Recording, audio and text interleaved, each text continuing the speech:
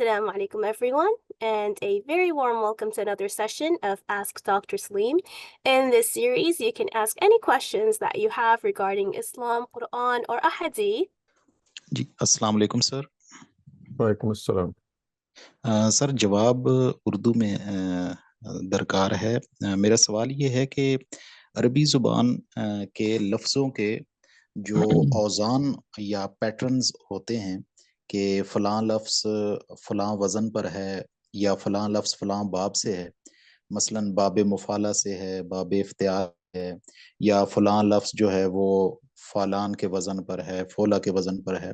तो पूछना ये था कि ये औज़ान या पैटर्न से मुराद क्या होती है, और अगर कोई शख्स अरबी ज़ुबान के लफ्ज़ का मतलब समझता है लेकिन उसे ये नहीं पता कि ये लफ्ज़ किस वज़न पर आया है या किस बाब से आया है, तो इससे अरबी ज़ुबान को समझने के हवाले से क्या फ़र्क वाक़ई होता है? शुक्रिया। देखिए, अरबी ज़बान जो है उसमें अल्फाज जो हैं वो हरूफ से बनते हैं, और उन हरूफ में कुछ बुनियादी अल्फाज होते हैं जिनको औज़ान कहते हैं, जिनकी बुनियाद पे किसी लफ्ज़ का वज़न तय होता है, और कुछ ज़वायद होते हैं जिनसे जो असल में हरूफ के रूट नहीं कहलाते या उनकी सोर्स नहीं कहलाते, बल्कि उनको ज़वायद कहा जाता है। तो वो जो अरबी ज़बान सीखने के तालिब इल्म हैं उनको असातिज़ा या अच्छी किताबें बता देती हैं कि अरबी ज़बान में जो अल्फाज हैं उनके रूट वर्ड्स कौन कौन से हैं, और वो रूट वर्ड्स डिटर्मिन कैसे किए जाते हैं, उनका तयन कैसे किया जाता है। तो ये आप जब ज़बान सीखना शुरू करेंगे तो ये आपको कोई मुश्किल महसूस नहीं होगी, इसलिए कि उसके अंदर बाज़ गिरदानें हैं जो आपको सिखाई जाएंगी, आपको बताया जाएगा कि ये अल्फाज जो हैं इस मुतय्यन पैटर्न पर यानी वो फॉल करते हैं, उस पैटर्न से वो रूगिरदानी नहीं करते, और वो बहुत आसानी के साथ आप समझ लेंगे। इस वक्त मैं आपको ये मुख्तसर ही बता सकता हूँ, वरना आप तफसील से किसी भी किताब में आपको देखेंगे तो आपको ये बता देंगे कि आपने अगर डिक्शनरी में लफ्ज़ देखना है तो उस लफ्ज़ की का जो बुनियादी रूट वर्ड क्या है, यानी रूट वर्ड का मतलब ये होता है कि जिसकी बुनियाद पर एक लफ्ज़ का स्ट्रक्चर कायम होता है, और वो आम तौर से आपको जो अरबी ज़बानी किताबें बता देती हैं, बाद अच्छी लुगात भी बता देती हैं। Thank you very much. I guess that was all to their question. Ali Haider, please go ahead. Assalamu alaikum, sir. वालेकुम अस्सलाम। So my question pertains to basically it's a burning issue of the time, really, but primarily in the youth. So it is basically about I want name is that gay or homosexuality. I'll use an appropriate term that would be the same-sex attraction. Sir, I want to ask you how to deal with it. Pehli cheez, I would use the English medium, so it could help others as well.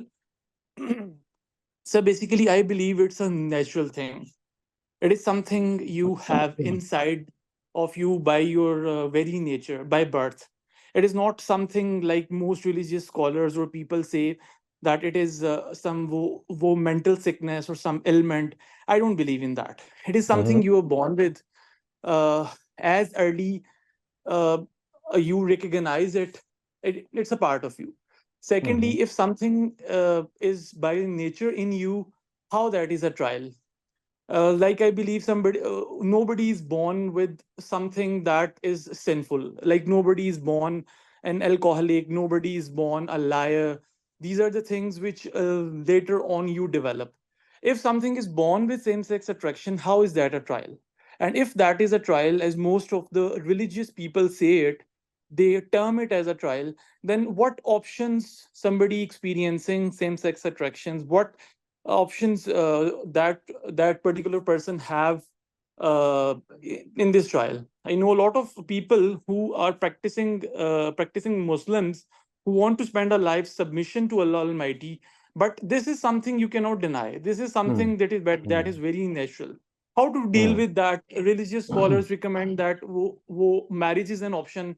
I don't think so. Marriage is an option in the given circumstances, because a major part of marriage is the sexual part. Your wife has sexual rights on you, and if you cannot satisfy the sexual needs of your wife, obviously you are betraying somebody. You are, first of all, you have lied to somebody about a major personality part which you have. Secondly, that major personality part, the same-sex attraction part, is going to impact your wife. Thirdly, what options does such a person has? Religiously, if we see, I have a lot of research on it. Sexuality seems a gray area. In Quran, we do not clear cut see anything on this issue except for the tale of Lut, and that in itself is quite ambiguous. Allah Almighty, who has clearly injected that the greatest of the sin that mankind or a civilization can commit, that is shirk. Obviously, it is not same sex attraction. So how to deal with it? What option does such a person have in the given circumstances, and how such a person, without lying to anyone, without betraying to anyone, can spend a life true to Allah Almighty? Thank you. Right. So this is a very, very important question and a very sensitive topic as well, and something that needs a lot of discussion and a lot of back and forth exchange of views. I can present to you my understanding of the Quran and religion as I have understood it. So you see, let's start off with the very basics. As far as the union of two people is concerned, the Quran, according to its own scheme, as the Almighty has practically demonstrated it, goes through the fact that when the whole mankind started, it started off with Adam and Eve. So basically, it was two opposite genders who came together to create a family. So the basic family structure in religion, if we study history, especially because the fact that the first, Adam and Eve, the progenitors of mankind, they were of opposite gender, and it was because of them that they procreated and mankind began. So the union which the Almighty in His own scheme envisages is that of two opposite genders. And of course, had it been something else, so what I'm saying is that we need to try to understand the scheme of God. So if we understand the scheme of God, we'll see that He did not create two Adams, He did not create two Eves. On the contrary, He created Adam and Eve, and both, of course, having a different gender, belonging to the same species, which actually gives us this basic understanding that the way the Almighty wants this world to develop in the form of a family unit, because this is the basic building unit of a society, is that two people from the opposite gender should come together, enter into a marital contract, procreate and produce children, and of course the whole system of mankind would move forward as a result. Now, of course, comes this question that what if a person is born with this same-sex attraction, as you have said, and he or she does not feel any inclination for the opposite gender? So the first thing that I'd like to point out here is that the solution which is often given is that, well, you can marry off such people and hopefully this inclination will change. I do not favor this at all. I think this would be a it will produce disastrous results. It would be counterproductive because when a person does not have that inclination for the opposite gender, and if you force that thing to happen, it's just going to complicate whole matters. And as you have said, it would be a very telling thing that you've not even disclosed it to your wife maybe, or to your prospective husband, whatever the case may be. And as a result, it could be something of a dishonesty as well. So that is not the right solution. I would not agree with it. So the question is, then what then is the solution? So let's now discuss this in a little bit more detail. So you can see, and if you look at people, and if you talk to doctors, sexologists who have studied this subject, they'll tell you that they are still not fully 100% confirmed if this is a genetically inspired phenomena. So as far as I have read, and I do try to keep myself abreast of all these scientific developments, there is not, you cannot say that there is this consensus or even any certainty that people are born with this inclination. And it is, of course, as we can see, there are things that we can at times clearly say that these inclinations, they come into existence because of certain societal pressures, certain things that you might even know at that time, which are developing when you are growing up. Let's say you're a 1-year-old or 2-year-old, and your own, there are a lot of things that we are not fully aware of that come into play, and they are able to determine our course of action. So as far as science is concerned, Today we are not in a 100% position to say that this is something which is genetically compelled or we are born with it.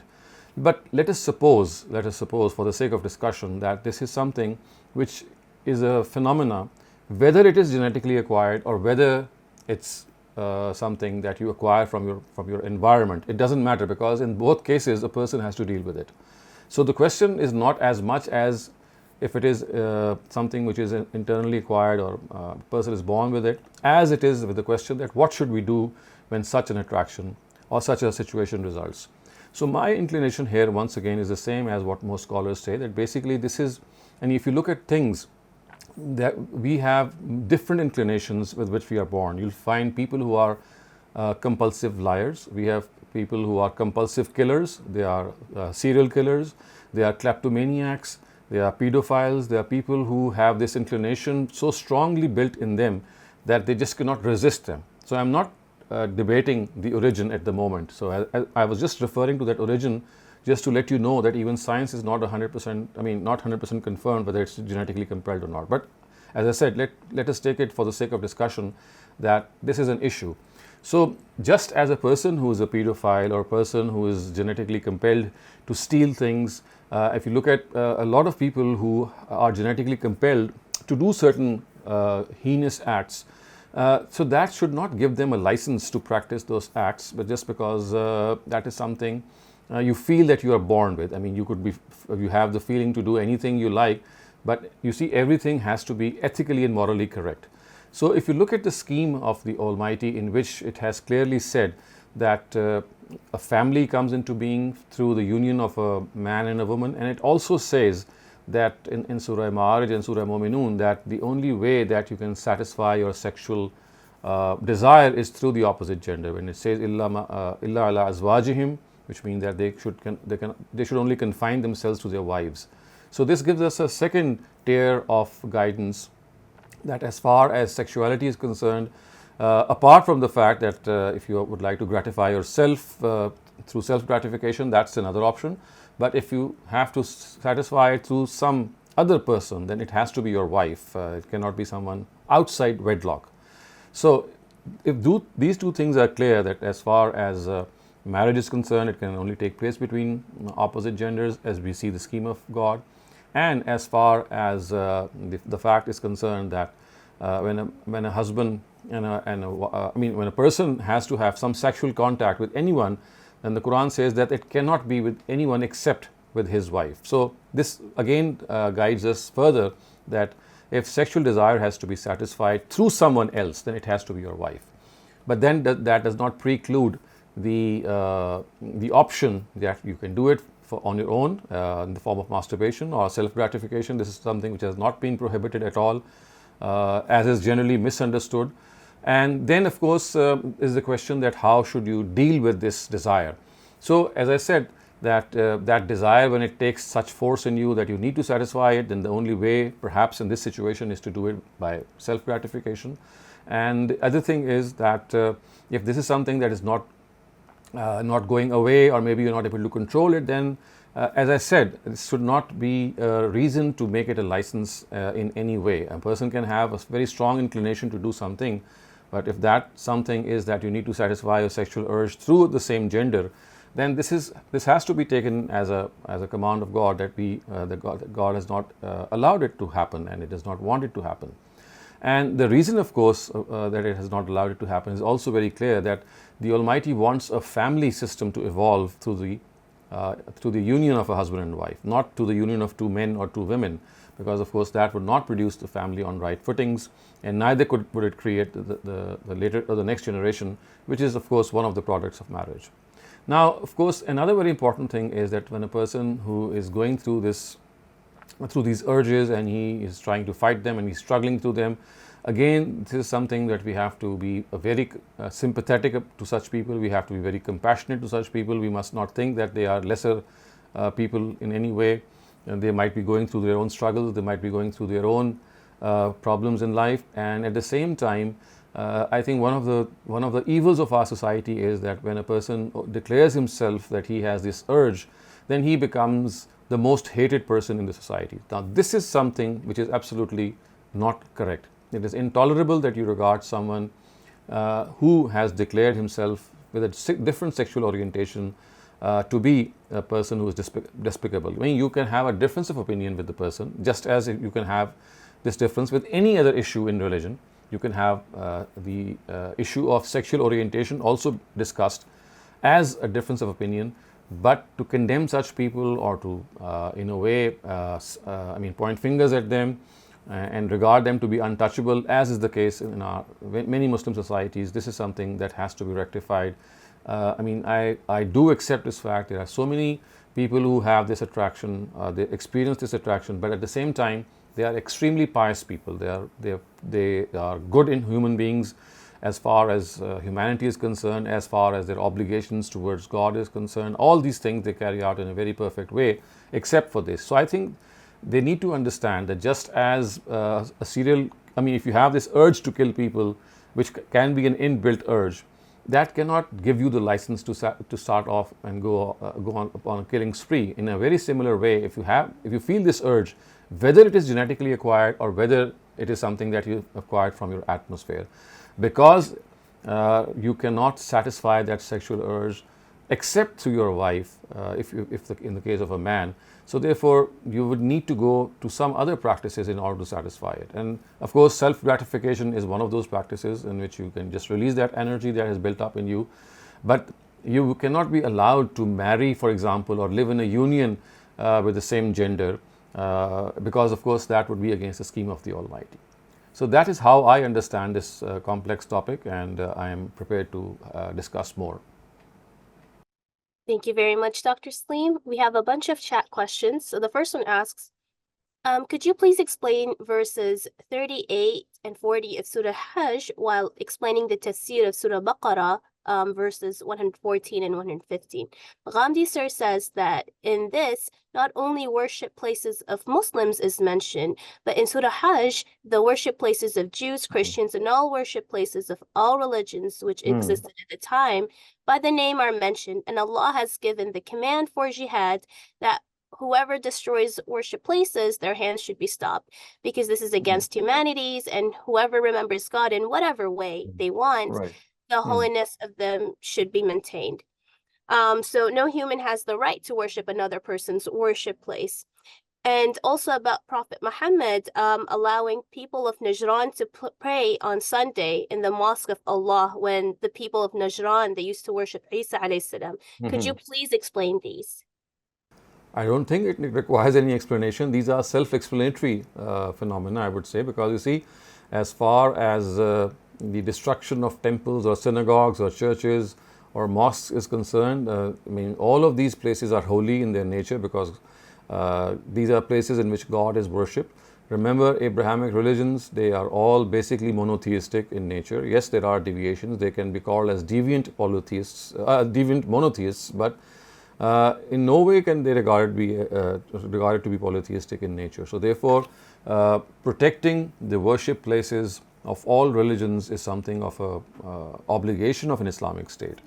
So and at the same time, the example that you have referred to, when the Nazarenes of Najran, they came over and they wanted to worship the God in the manner that they are used to, and they asked God's permission, the Prophet's permission, and he said that, why would you like to go out? Why don't you do it right here in the mosque, because it's a place of God's worship, and they ended up doing it there. So it's just like telling people that these mosques are meant for all types of people. It's not just for Muslims. Any person who would like to worship God, he has this freedom to come and do so.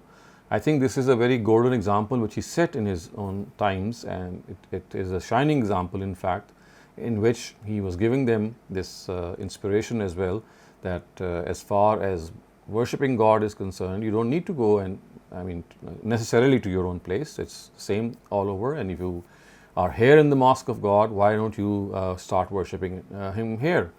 So I think that this is something of a inspirational move by him, and something which we have also not only gravely misunderstood, but we have started to behave in the opposite way, in which on many occasions we do not allow non-Muslims to come to mosques, and if they are allowed to come to mosques, then Definitely, we do not allow them to go to the Holy Kaaba or the house of God.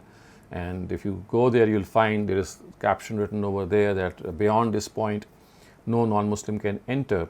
And this is one of the reasons of this proscription is because of not understanding a verse of the Quran which says innamal mushrikuna najis, which means that these idolaters, they are filthy in their faith, and after this certain time they should not come and visit the Kaaba.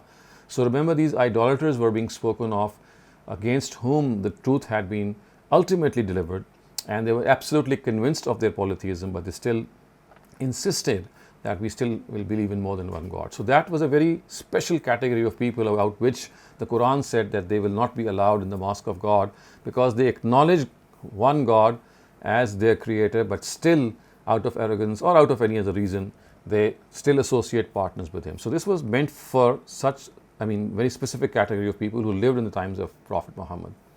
Again, after his passing away and other things being done, this is something that has to be understood was meant for those people. As far as other non-Muslims are concerned, who have not even perhaps heard the message of Islam, who would like to come closer to Islam, and for that they would like to come to the Kaaba and the Holy Mosque to experience that spirituality.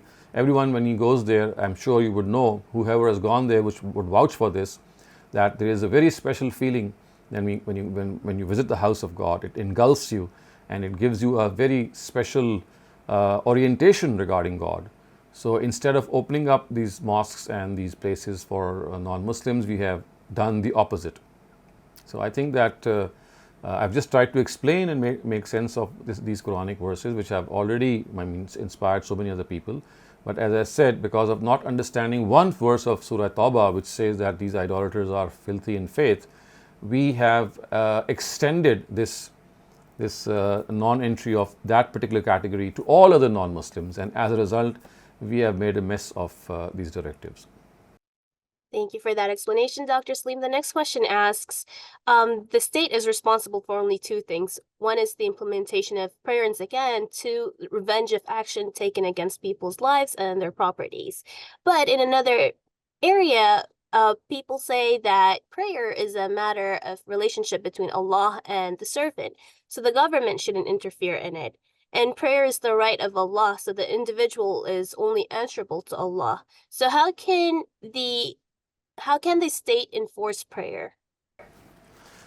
You see, if you study Surah Tawbah, it says that the idolaters of those times, in the times of the Prophet, that if they were to be spared from the death punishment, which was destined for them because they had deliberately ended up associating partners with God, and the punishment of polytheism in the presence of God's messenger is death. So the Quran said the only way that they can evade this is that they pray and give zakat. So these were the two directives which actually qualified them to be legally called as Muslims. So if you would like to be legally called as a Muslim, then this is something which the state can do, because this is a symbol. This is your outward manifestation that now you live as a Muslim. So for such people whose lives had to be spared, this directive was implemented, and you can very well see that for normal Muslims against whom no such action has to be taken, for them this has to hold automatically.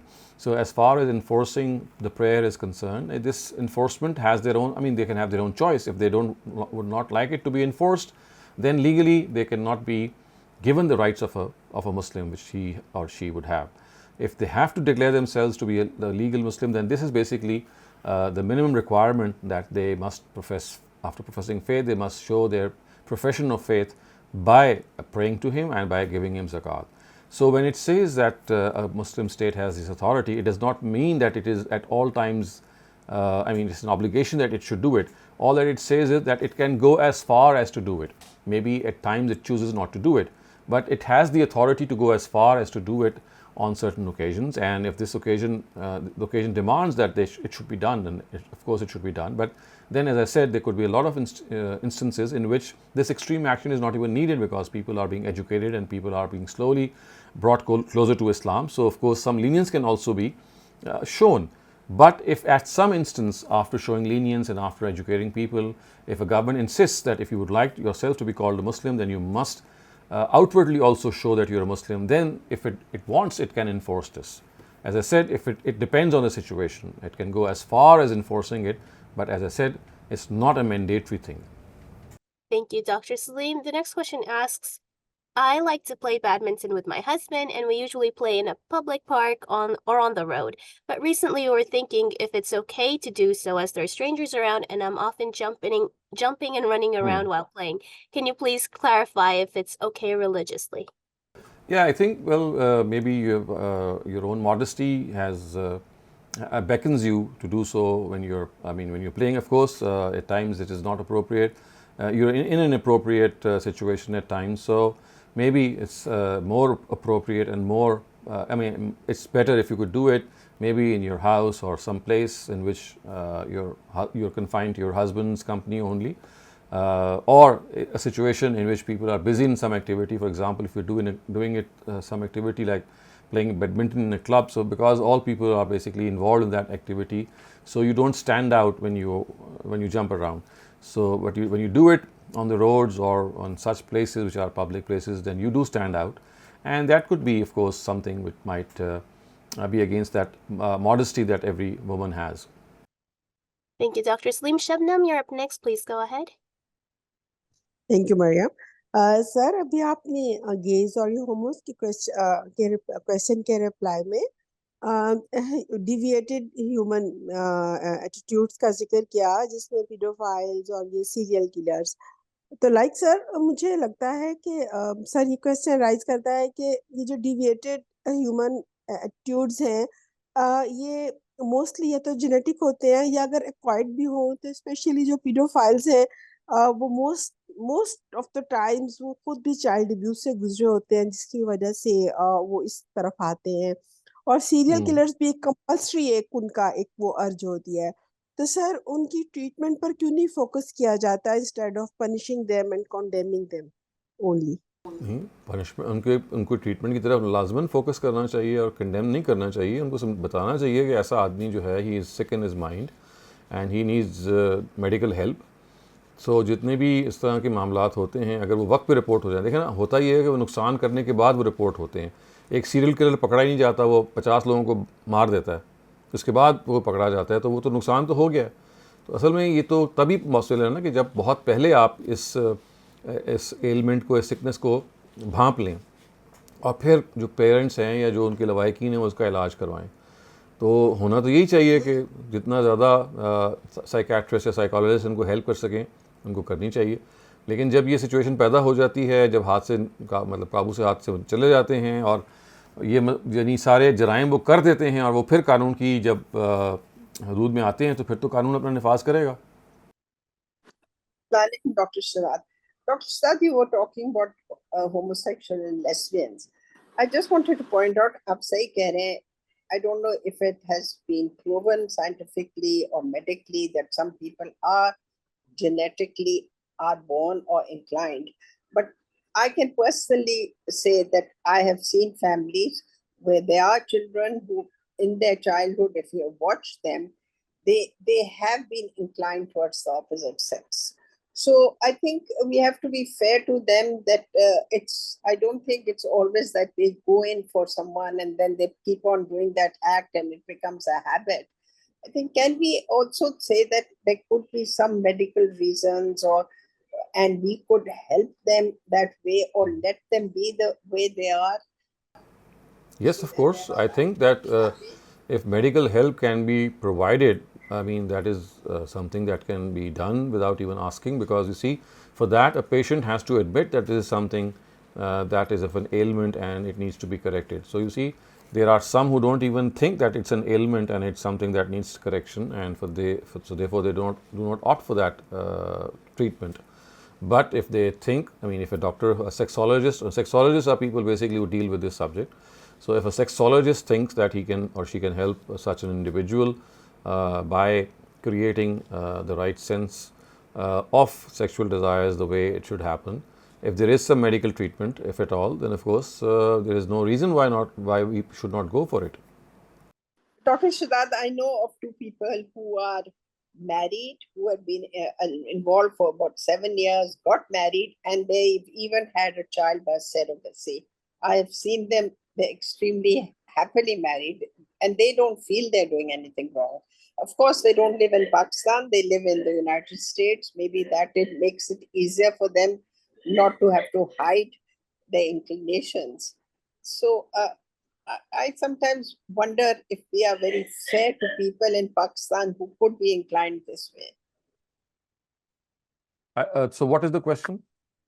The question is that آپ جیسے فرما رہے تھے کہ it hasn't been proven medically that people Right. can born like this, but as I said کہ میرا جو experience ہوا ہے اور یہ جن کی میں بات کر رہی ہوں they are related, so ان کو تو میں نے personally دیکھا ہے کہ and they are now married and they are happy and they got the child, and so I think they were born like that. So as I said, I mean, even if they, I mean, I went on and answered this question by saying that suppose that it is correct that they are born like this. So what? So you see, if you are born with a particular inclination whose expression is not correct, that doesn't mean that you have the license to do it. I gave you that example of a serial killer or a kleptomaniac, a compulsive thief or a compulsive liar. And if you allow me, I can give you another example. People who would like to have extramarital relations with women or with men, so to speak, women having to do with men and men having to do with women. This is also a very strong urge which is found in many men and women, that they are married but they still look outside the wedlock, the wedding bond to satisfy their urge with other men and women. So if that urge exists, what should be done? I mean, you need to curb it, you need to check it. So the existence of an urge does not give you the license to practice that urge. That was what I was trying to explain. So regardless of the origin of that urge, regardless of where that desire came from, whether it was inborn or whether it was acquired, that is immaterial. The thing is that if the expression of desire of something is not correct or religiously incorrect, then we need to check it, as simple as that. یہ تھا ہے جیسے ہمارا ایمان ہے، ہماری ہمیں اللہ اور رسول صلی اللہ علیہ وسلم نے اپنی جان سے بڑھ کے پیار ہے اور ہماری جان بھی ان میں قربان ہے. ایک تو یہ ہے.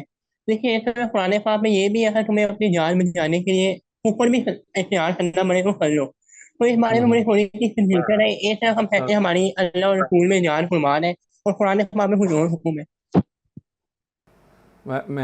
I'm sorry, آپ کی پوری بات نہیں سمجھ. آپ کیا یہ پوچھ رہے ہیں کہ اللہ تعالیٰ اور اس کے رسول پر جب ہم کہتے ہیں کہ ہماری جان قربان ہے تو اس سے مراد کیا ہے؟ ہاں جی، میں یہ پوچھ رہا ہوں، یہ بھی پوچھ رہا ہوں کہ قرآن پاک پہ ہے کہ اگر تمہیں اپنی جان بچانی پڑے تو اوپر اختیار کر لو. اس بارے میں مجھے تھوڑی سی کنفیوژن تھی. جی یہ تو ہے قرآن مجید میں، اور یہ کہا گیا الا من اکرہ وقلبہ مطمئن بالایمان. اگر آپ کو اپنی جان کا خطرہ ہے اور آپ کو کلمہ کفر کرنا پڑتا ہے تو اگر آپ کا دل ایمان پر مطمئن ہے تو جان بچانے کے لیے آپ یہ کہہ سکتے ہیں. یہ تو قرآن مجید میں موجود ہے. ہر میں یہ پوچھنا چاہ رہا ہوں ہمیں اللہ کے رسول میں جان قربان ہے تو پھر یہ قربان کرنا ہوا ہم نے اپنی جان بچائی. یہ میں پوچھنا چاہ رہا تھا. نہیں، یہ اللہ کے رسول پہ جان قربان ہے کہ کہاں پہ آیا قرآن مجید میں؟ قرآن مجید میں ایسی کوئی آیت نہیں ہے. قرآن مجید میں تو یہ آیا ہے کہ آپ کو یعنی آپ کی جو اپنی زندگی ہے اس کی ترجیح یہ ہونی چاہیے کہ جو دین اللہ تعالیٰ نے اپنے پیغمبر کے ذریعے سے بھیجا ہے تو آپ کو وہ سب سے عزیز ہونا چاہیے. یہ تو بات بیان ہوئی ہے کہ اولا بالمؤمنین لانفسہم، یعنی اللہ تعالیٰ کہتے ہیں کہ پیغمبر جو ہے وہ ایک مومن کو سب سے عزیز ہونا چاہیے، اپنے جان سے بھی زیادہ عزیز. وہ اس مفہوم میں ہے کہ جو دین وہ لے کے آیا ہے، جس دین کے پہلو سے اس نے آپ کی تعلیم دی ہے، وہ تعلیم آپ کے لیے سب سے برتر ہونی چاہیے. اس لحاظ سے تو وہ ٹھیک کہہ رہے ہیں بالکل. السلام علیکم ڈاکٹر صاحب، ایک سوال یہ پوچھنا تھا کہ یہ ابھی حج کے جیسے درمیان میں کیا ہم احرام چینج کر سکتے ہیں، یا اگر کر سکتے ہیں تو کن کنڈیشنز میں چینج کیا جا سکتا ہے؟ مرد اور عورت دونوں کے حوالے سے بتائیے. عورت کا تو احرام دیکھیں ہوتا ہی نہیں ہے، صرف احرام مردوں ہی کا ہوتا ہے. اور وہ کوئی میڈیکل کنڈیشن ایسی ہو جائے، کوئی ایسی جو ڈاکٹر ایڈوائز کرے کہ بھئی اب ان کا آپریشن ہونا ہے، یا کوئی ایسی اور آفت آ گئی جس میں اس کا چارہ نہیں ہے، تو ظاہر ہے پھر تو ہم کریں گے. لیکن اس کے علاوہ اگر کوئی اور حالات ہیں تو اس میں آپ کو نہیں چینج کرنا، سوائے اس کے کہ آپ نے احرام پھر اتار ہی دیا ہے. اگر آپ نے احرام اتارنا ہے، دوبارہ آپ نے احرام باندھنا ہے، یعنی آپ نے پہلے عمرہ کیا پھر آپ نے احرام کھول دیا، دوبارہ آپ نے احرام باندھا، یہ تو ایک بالکل ہے جو پاسبل کیا جا سکتا ہے. لیکن اس کے علاوہ آپ محض یہ محسوس کر رہے ہیں جی کہ آپ کو گرمی لگ رہی ہے یا آپ کے کپڑے گندے ہو گئے ہیں، آپ کا احرام گندا ہو گیا ہے، تو یہ کافی ریزن نہیں ہے. کیونکہ احرام بذات خود جو پابندی آپ پہ عائد کرتا ہے وہ یہی ہے کہ ان 8-9 دنوں کے لیے یا جو بھی آپ نے ٹائم کے لیے احرام باندھا ہے، یہ بنیادی طور پہ اصل میں آپ کو یہ تعلیم دیتا ہے کہ آپ کچھ عرصے کے لیے دنیا سے کٹ گئے ہیں اور اللہ سے جڑ گئے ہیں، یہاں تک کہ آپ کو اپنے کپڑوں کا بھی ہوش نہیں رہا، اور آپ اپنے بال بھی نہیں کاٹیں گے، آپ اپنے کوئی خوشبو بھی نہیں لگائیں گے، دنیا کی تمام جو اس طرح کی زینتوں کی چیزیں کو آپ ترک کر دیں گے. تو یہ کچھ عرصے کی کیفیت ہے جو اللہ تعالیٰ چاہتے ہیں کہ آپ پہ طاری ہو جائے، کہ آپ ڈیووٹڈ ہیں اللہ تعالیٰ کی کاز کے لیے فار سم ٹائم. سو اگر آپ کو اس کی فلاسفی کا پتہ ہوگا تو پھر آپ کو یہ سمجھ میں آ جائے گی کہ صرف غیر معمولی سچویشن میں یہ الاؤڈ ہے کہ اس کو تبدیل کیا جائے. In Google Translate, it's asking what's the difference between a sect and a school of thought. That's the ending line. Between a sect and so you see there is a big difference between a sect and a school of thought. When a person believes in a school of thought, he is not regarding that school of thought to be the final word, which cannot be changed, which cannot be reinterpreted, which cannot be revisited. It's a point of view. But when something becomes a sect, then the declaration of that sect is that we have the ultimate truth with us, we will not change that truth, come what may, and everyone who does not act according to our understanding needs to be corrected. So you become more self-righteousness when you become a sect, and you regard yourselves to be true in all sorts of situations without any exception. But when a person it belongs to a school of thought, it only means that he or she, until the time any error can be proven in that school of thought, and until that time happens, he or she is going to subscribe to that school of thought and move along in life. But as soon as he or he gets to know that there is something wrong, he or she will rethink. But in the case of a sect, that rethinking process is something that is non-existent. السلام علیکم سر میرا وعلیکم سوال السلام. یہ ہے کہ آئی feel like کہ میں جو ہے فرض نمازیں پڑھ لیتی ہوں جتنے بھی فرائض ہیں، بٹ اس سے زیادہ کہ میں سنتے پڑھوں یا نوافل پڑھوں، مجھے ایسا لگتا ہے کہ میری اللہ میاں سے لو لینگویج یہ ہے کہ میں اللہ میاں کی مخلوق کو خوش کروں. آئی ہیو اسکلز جس سے میں اللہ میاں کی مخلوق کو خوش کرتی ہوں، میرے پاس ایسی اپرچونیٹیز بھی زیادہ سے زیادہ آتی جاتی ہیں. تو کیا ہم اللہ میاں کے اتنے قریب اللہ کی بندوں کی ہیلپ کر کے ہو سکتے ہیں جتنا ہم عبادت کر کے ہو سکتے ہیں؟ Because honestly I feel like اگر میں 3 فرض مغرب کے پڑھ رہی ہوں تو میں بہت دھیان سے پڑھوں گی، لیکن اس کے بعد مجھے اپنے کام پہ واپس آنا ہے، اپنے لوگوں کے انٹریکشن پہ واپس آنا ہے، لوگوں کے مسئلے تھوڑے سے ان کو سارٹ آؤٹ کرنا ہے، تھوڑے سا ان کے لیے ایک شولڈر بننا ہے. تو کیا ہم یہ کام کر کے بھی اللہ کے اتنے قریب ہو سکتے ہیں؟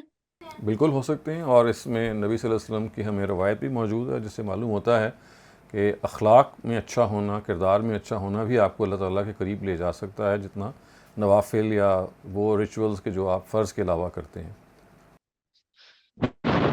Muhammad, can you hear us?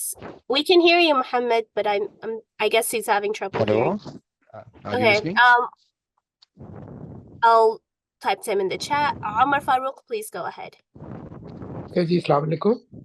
وعلیکم السلام. جی میرا سوال یہ سورہ یونس کی آیت کے بارے میں ہے. یہ میرا کوشچن جو ہے وہ ایک جیسے مسئلہ ہے اگر آپ نہیں کا ہے. Can you please proceed one by one? Muhammad, I think Muhammad is unable to hear us for now.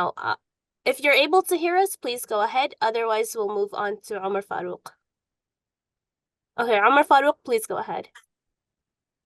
جی میرا یہ سوال تھا، یہ سورہ یونس کی آیت نمبر 47 ہے کہ ہر امت کا ایک رسول ہے، پھر جب ان کے پاس ان کا رسول آیا تو ان کے درمیان انصاف سے فیصلہ کیا گیا.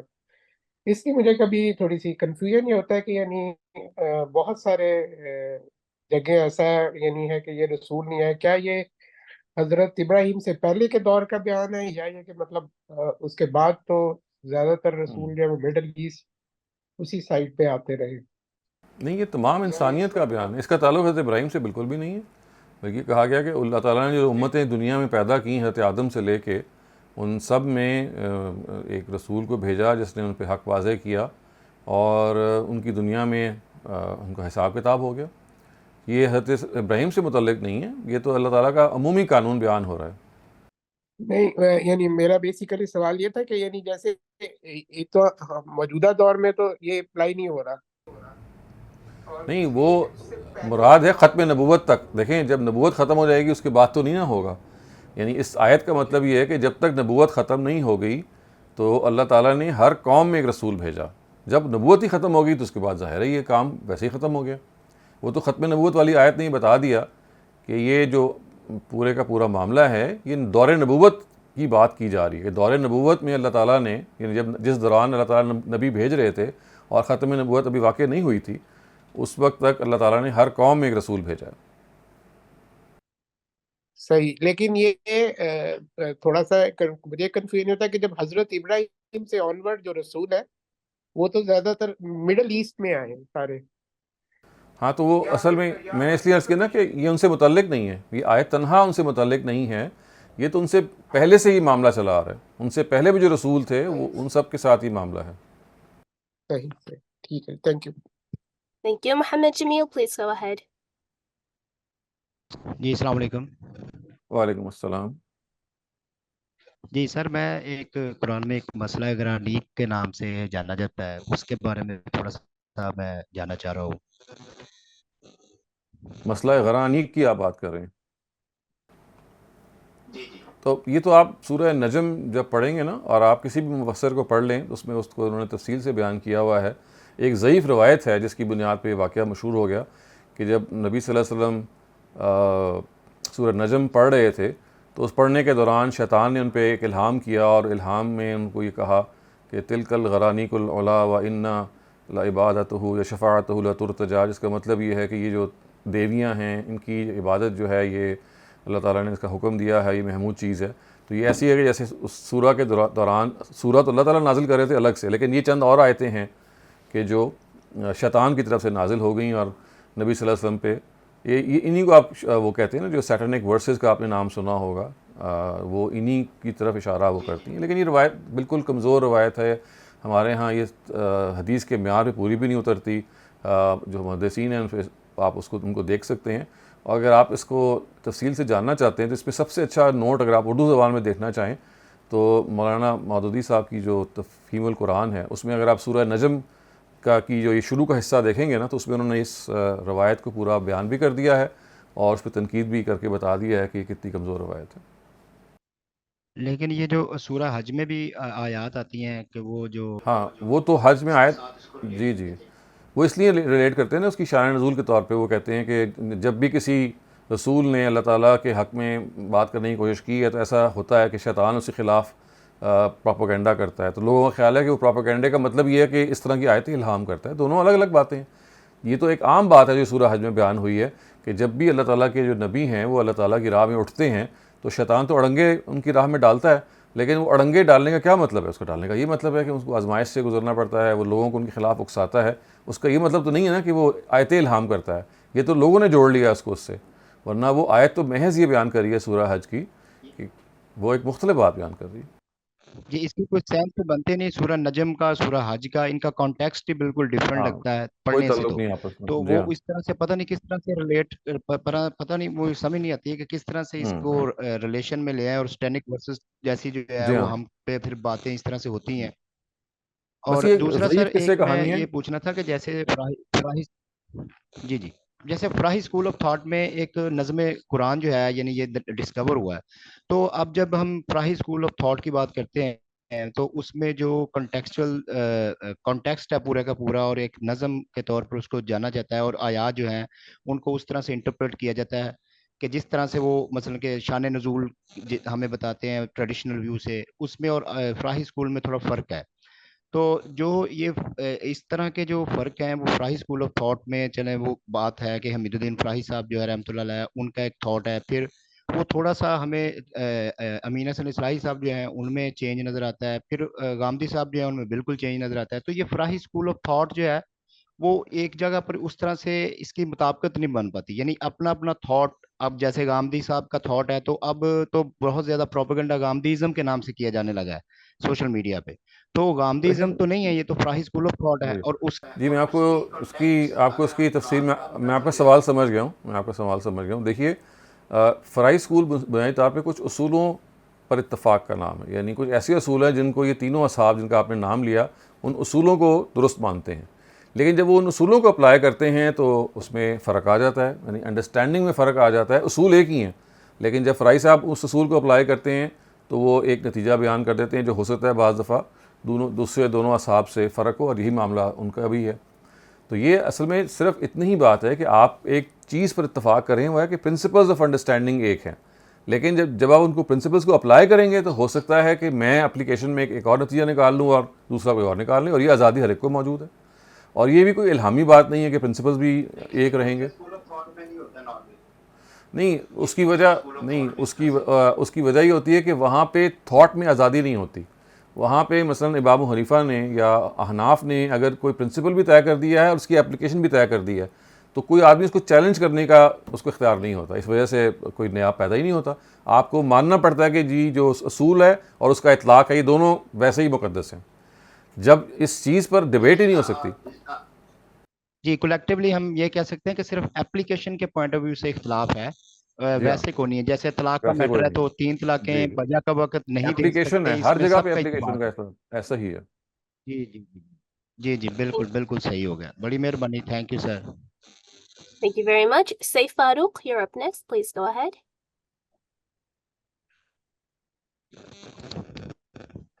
Okay, I think they've lowered their hands. Akram Bhatti, please go ahead.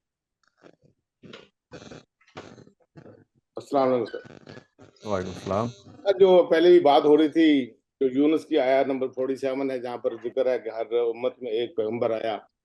میں نے مجھے بھول گیا کتاب کا نام، چھوڑا کتاب کا تھا، پڑھا تھا کہ ہندوازم میں بھی وہ وہاں پر ایک پہلا تو ان کا وید ہے، وہ یہ ہے کہ صاحب تو استاد نے انہوں نے استاد نے دوسرا کوئی نہیں انہوں تھا. نے استاد Muhammad Jamil, we can still hear you.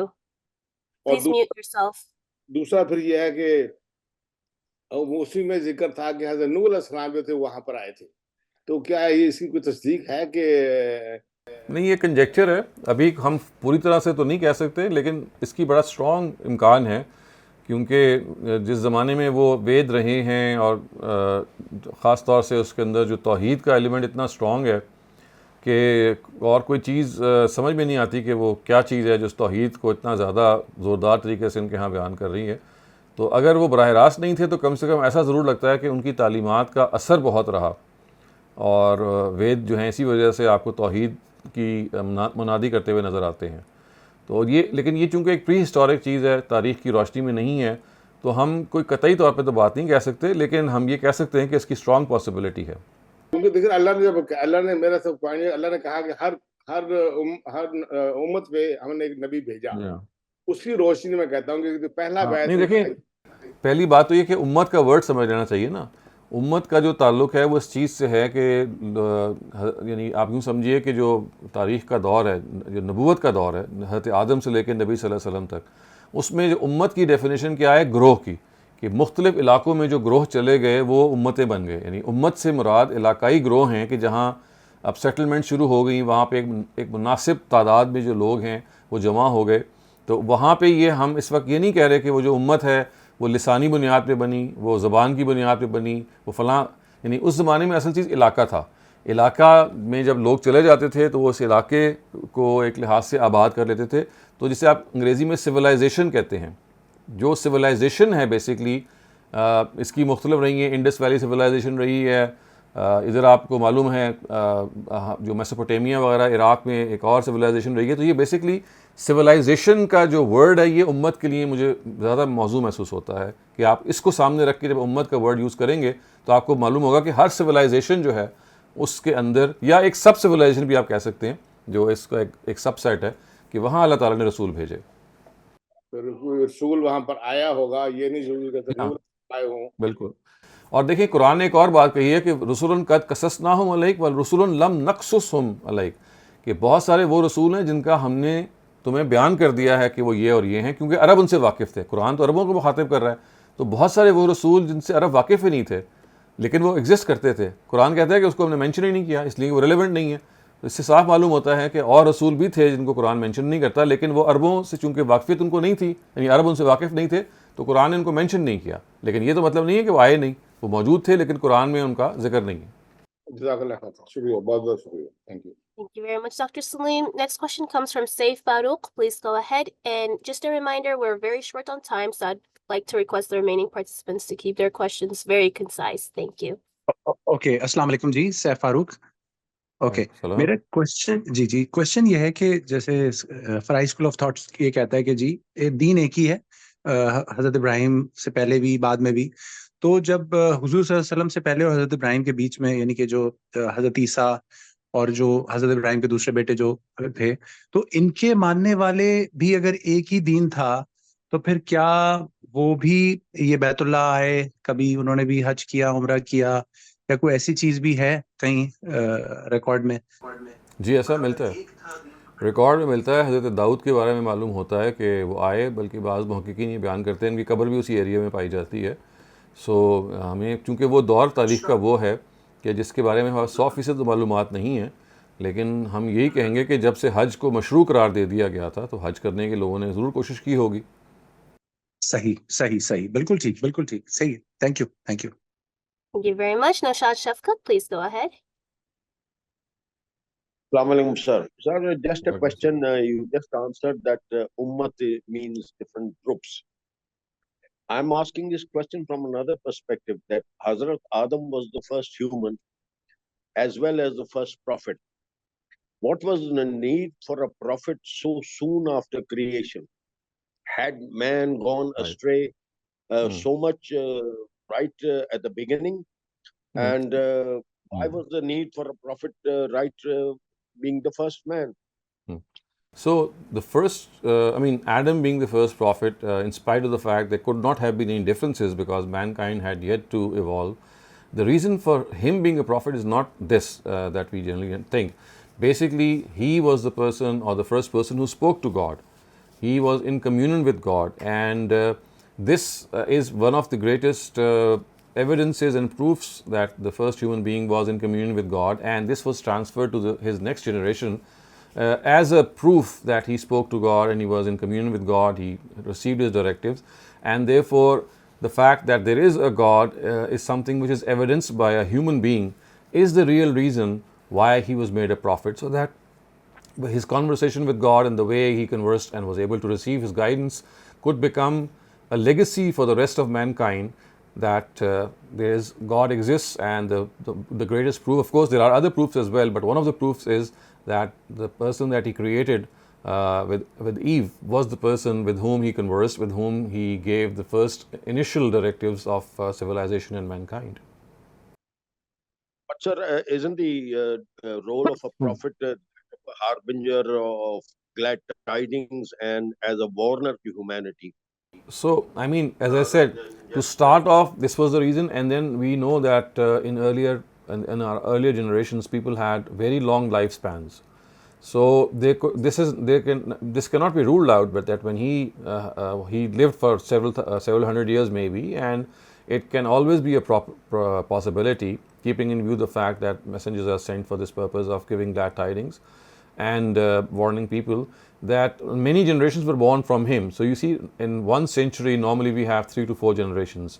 So let's say if he lived for about 7 or 8 centuries or maybe even more, you can well imagine that there were maybe 40 or 50 generations that existed in his times, and he was their great, and God knows how we can pronounce that, their grandfather. And we cannot preclude the fact that differences might not have arisen, or maybe even the fact that these people, even if they had not gone fully astray, but they still needed these glad tidings and warnings. Thank you very much. Thank you very much. This next question asks, in Islam, is Eve blamed for being shunned from heaven and being sent down to earth with Adam? Certainly not. So basically, it is this biblical story, if you read the book of Genesis, which says that she misled Adam and she led Adam to eat the forbidden fruit, and Satan came in the form of a snake and he also was guided by her. So this is a biblical story, a biblical, I would say, story of the origin of mankind, and the Quran does not say so. The Quran says that God the Almighty had already decided to send mankind, to send Adam to the face of the earth as a prophet and as a person who would start off the generation through procreating between his wife, and that is all that it says. And this is not, they were not sent because of any sin they did in the heavens. That's another question. That's a different scenario altogether. If they did not honor God's promise, the promise that they made with God, it was, I mean, yes, they were sent, they were told to go out and spread in the earth. That this does not mean that had they not committed this sin, this would not have happened. Because you see, if you look at the Quran in Surah Baqarah, you'll find out that even before this incident happened, and even before creating Adam, the conversation that took place between Adam and the angels tells us that the Almighty had conveyed to them that He is about to create someone who is going to be a person who will have the freedom to choose. And the angels actually debated with Him and said that why would you want to create someone who is going to cause bloodshed on earth? Because He is given the freedom to choose and freedom to exercise His will, then that is going to produce a lot of problems. So you see, the fact that Adam or Eve were to be sent down to this earth, or maybe they had to inhabit this earth, this is something that was already in the plan of God, regardless of what happened regarding the forbidden tree. Thank you, Dr. Saleem. The next question asks, in your writing 5 Steps to Happiness, you suggest finding a purpose in one's life, but it's sometimes really hard to keep in focus with our purpose, and due to other reasons, someone might lose focus. So what do we do then, and how do we keep our mind and heart focused objectively? Well, you see, I mean, this is a process of trial and error. To find a subject or a purpose in life and an objective of life is something which is something which our parents and our system of education should teach at a very young age when we are passing through school times, because that is the time when we are developing. And once we are able to gauge who we are, then of course we can set our own aptitude as a barometer of the aptitude that of the purpose in life that we should set ourselves. But in the absence of any such help from our system or from our parents, there are many tools which are being made today in the form of quizzes and questionnaires which help you in determining your purpose in life. So this determination of your purpose in life is something which is the biggest, I would say, thing that keeps you in focus. It keeps you on track, because you see, you're now finding an aim in your life. You're not wandering here and there. It's not that you have no purpose in life and you are just, going along the tide of time. No, on the contrary, if you found that purpose in life, now you're going to plan your life accordingly. You're going to live your life accordingly. You are going to divide your time accordingly. So that focus that you're talking about is something that can really be obtained once you are able to do so. Once you are able to find out your own aptitude, your own personal ability, where or what you can do. And I've often talked about this, and I also would like to express this fact that one of the things that that will let you know what your aptitude is the hobbies that you might have. See, your hobbies are a reflection of your inner inclination and aptitude.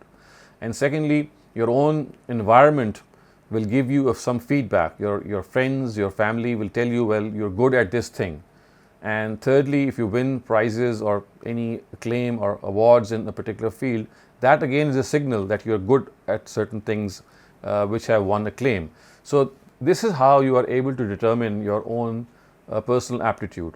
So once you are able to determine that personal aptitude, that aptitude should then be used to fix an aim in life. So if you're a person about whom you're able to determine that, well, I have the aptitude of a good speaker, then you have this option of becoming a teacher or a preacher or a debater or so many other things that relate, or a public speaker or a politician.